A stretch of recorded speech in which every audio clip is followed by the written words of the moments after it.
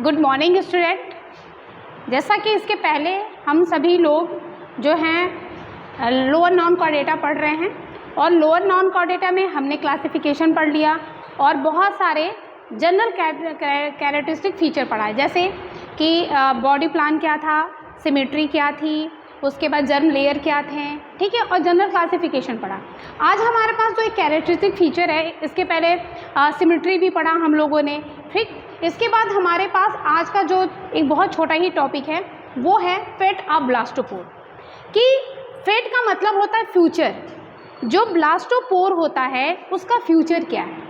मैंने आप लोगों को बताया था at the time of embryonic development के समय, जैसे पहले क्या होता है, ओवा होता है, स्पर्म होता है, उनका क्या होता है, आपस में फ्यूज़न होता है, फर्टिलाइजेशन होता है। फर्टिलाइजेशन के बाद वो उनमें सेल्स डिवाइड होती है, 1 सेल से 2 सेल, 2 सेल से 3 4 सेल, 4 सेल से 8 सेल, ऐसे कैसे करते एक मारूला स्टेज आती है।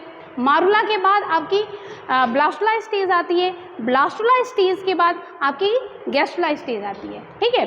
देखिए एक बहुत बड़ा कंफ्यूजन होता है, एग्जामिनेशन में एमसीक्यू आते हैं कि किस स्टेज में ब्लास्टोपोर का फॉर्मेशन आता है। बच्चे इजीली तरीके से क्या करते हैं, जो आपको ब्लास्टोडर्म होते हैं उनको टिक मार देते हैं, ठीक है।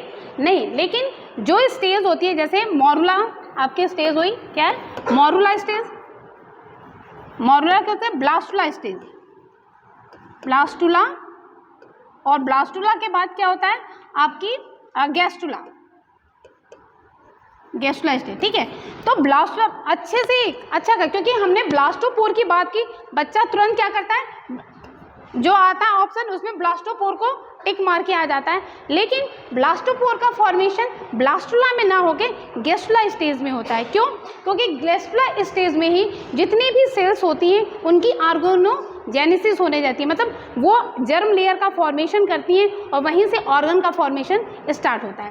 तो एट द टाइम ऑफ आपको बताया था मैंने कि जैसे मान लीजिए कि ये हमारी ये इस टाइप का स्ट्रक्चर बन जाता है। जब मैं सिलोमिक कैविटी बता रही थी तब मैंने बताया था कि यहाँ पे ये ब्लास्टोपोर का फॉर्मेशन होता है, ठीक है। और यही ब्लास्टोपोर और ये इंट्रॉन कैविटी होती है और बाद में चल के यही इंट्रॉन कैविटी पाउचेस में डिफ्रेंशिएट हो जाती है, जिसको हम लोग क्या कहते हैं, इंटरोसिलोमेट बोल रहा था। और जब मेसोडर्म के स्प्लिटिंग से जब सिलोम कैविटी बन रही थी तो उसको हमने साइजोसिलोमेट कहा था, ठीक है। तो ये तो हमारी, मैं थोड़ा सा पीछे की तरफ चली गई, हमारा मेन इस ब्लास्टोपोर में था कि इस ब्लास्टोपोर का फ्यूचर क्या होता है, ठीक है, इस ब्लास्टोपोर से क्या होता है।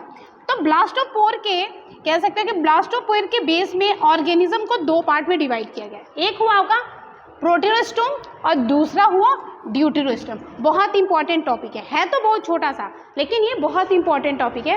तो प्रोटेरोस्टोम क्या होता है, देखिए जब मैंने जब आपको बॉडी प्लान बता रही थी तो ब्लाइंड सेक मैंने बताया था।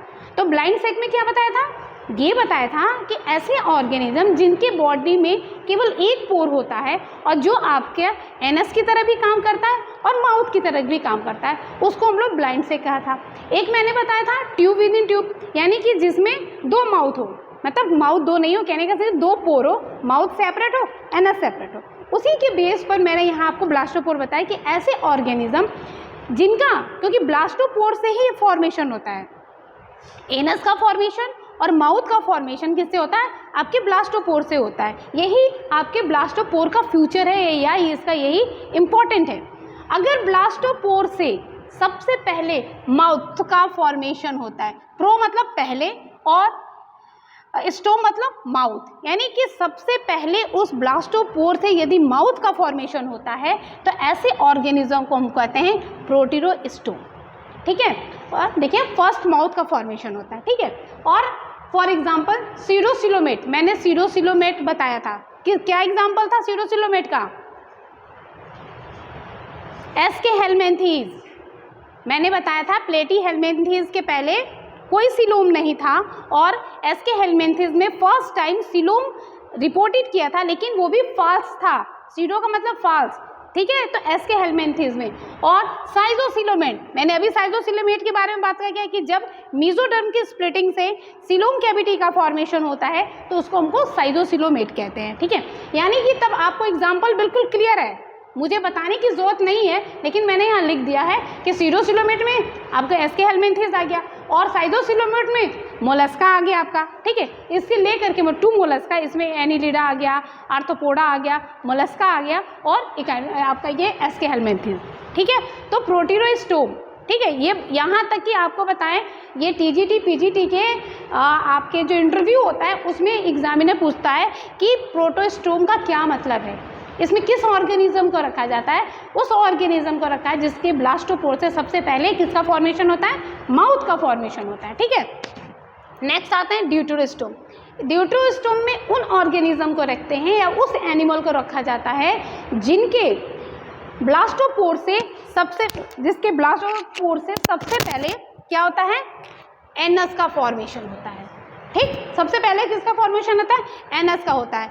फॉर एग्जाम्पल इंट्रोसिलोमेट, मैंने आपको बताया था, अभी बताया, अभी इसको इस लेक्चर को भी बताने से पहले जो मैं पढ़ा रही थी उसी से मैं बताया कि इंट्रोसिलोमेट का फॉर्मेशन कब होता है, गैस्ट्रोलाइज स्टेज में होता है। जब ब्लास्टोपोर का फॉर्मेशन होता है तो इंट्रॉन कैविटी बनती है और ये इंट्रॉन कैविटी 2 पाउचेज में डिवाइड हो जाती है और वही एक उसका गट वॉल बना देती है और एक इसका बॉडी वॉल बना देती है। ठीक है, और उसी से हम लोग उसको क्या बोलते हैं कि इंट्रोसिलोमेट। ठीक है, और इसमें जो एग्जाम्पल है एकाइनोडर्मेटा, हेमिकॉर्डेटा से लेकर के टोटल आपके कॉर्डेटा मतलब हम लोग आ जाते हैं। ठीक है, तो इनमें हम लोग कौन से हैं, ड्यूटेरोस्टोम। ठीक है, और हम एक और आपको बहुत इंपॉर्टेंट बताए थे कि जो भी ह्यूमन बींग्स हैं उनमें सबसे पहले ब्लास्टोपोर से एनस का फॉर्मेशन होता है, यानी कि आपका अगर जब एम्ब्रियोनिक डेवलपमेंट में आपके सबसे पहले एनस बनता है और तब एनस के बाद फिर माउथ का फॉर्मेशन होता है। ठीक है, तो ये हमारा नॉन कॉर्डेटा का जो हमारा था क्या है 7 कैरेट, इसके पहले 6 कैरेट जो जनरल कैरेटिक फीचर थे ऑल टोटल फाइलम के वो मैं डिस्कस कर चुकी थी। आज जो है 7 फेट ऑफ ब्लास्टोपोर के बारे में हम लोग पढ़े। ये टॉपिक बहुत छोटा है पर ये एग्जामिनेशन के पॉइंट ऑफ व्यू से बहुत ही इम्पॉर्टेंट टॉपिक है, इसको ध्यान से पढ़िए।